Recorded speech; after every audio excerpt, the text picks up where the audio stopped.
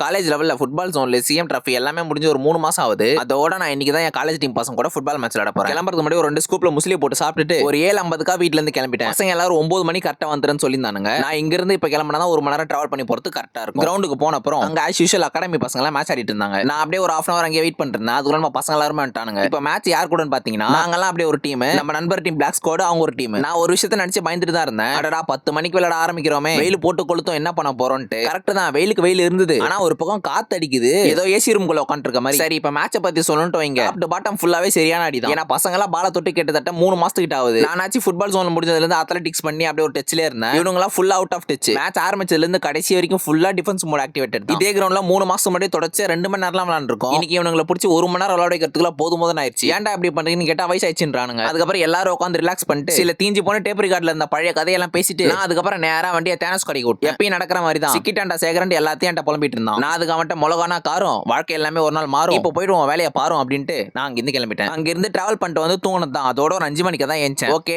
இதோட அந்த நாள் முடியுது. நாளைக்கு பார்ப்போம். தொடர்பில் இருக்கவும்.